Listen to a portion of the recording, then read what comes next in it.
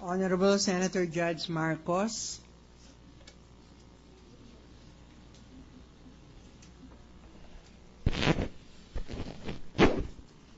Mr. President, ladies and gentlemen,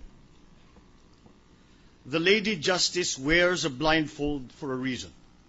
She is to render judgment based on law and evidence without regard to the circumstances and personalities of the parties involved, however controversial they may be. She is to dispense justice without fear or favor. We here all took an oath to do impartial justice according to the Constitution and the laws of the Philippines. And like Lady Justice, we are bound to do so without fear or favor. An impeachment trial is sui generis. But be that as it may, the Bill of Rights stands supreme over all the powers of government, including the power to impeach. And nowhere is this precept more apposite than in this case, where the government has mustered all the resources at its disposal, not only to secure evidence against the Chief Justice, but further to ensure his conviction. The crucial issues that have piqued the interest of the senator judges, as well as the public, were outside the original ambit of the impeachment complaint, and have been brought forth only after its filing. Evidence on some of these issues came from questionable sources, beginning with the unidentified little lady to documents anonymously left on gates and in mailboxes. At the expense of the sub judice rule, evidence had been presented to the public on several occasions, even before they were formally offered before this court. Worse, information was grossly exaggerated with the apparent intention to predispose the public mind against the Chief Justice. Notable examples would be the Land Registration Authority report with a discredited list of 45 properties and the unauthenticated AMLAC report claiming that the Chief Justice allegedly owned $10 million. Still, the Chief Justice sufficiently addressed the accusations against him with regard to the filing of his SALEN and the disclosure of his real properties and pesos deposits.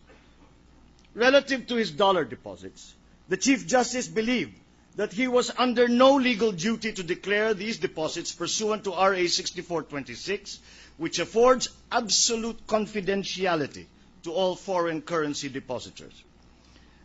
This interpretation of the law is now being publicly criticized as flawed.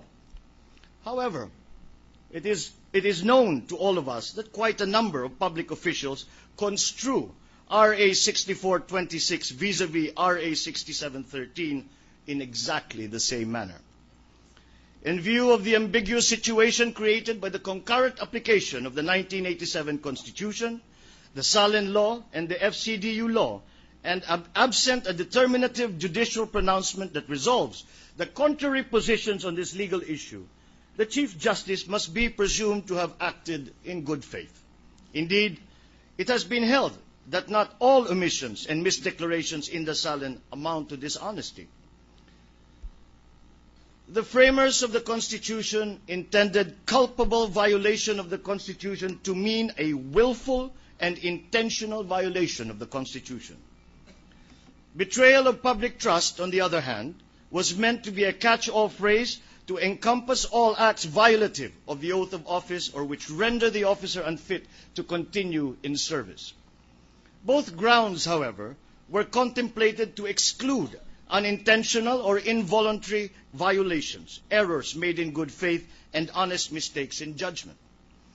Granting, therefore, that the Chief Justice violated the SALEN law, this certainly does not rise to the level of an impeachable offense. We may be faulted for erring on the side of conservatism, but what we are doing is nothing less than redefining the relationship between branches of government.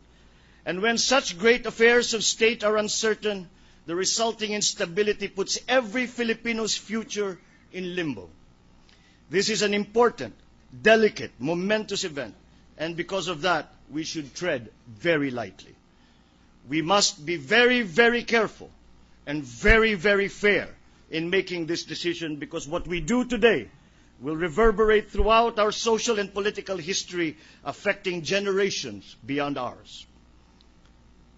When the furor has died down and this political storm has subsided, I know that, like Lady Justice, we shall find solace in the fact that this decision, though maybe not popular, was fair, impartial, and just. On the arguments presented and on the ground that the presumption of innocence has not been overcome, I vote to acquit the Chief Justice of the Supreme Court.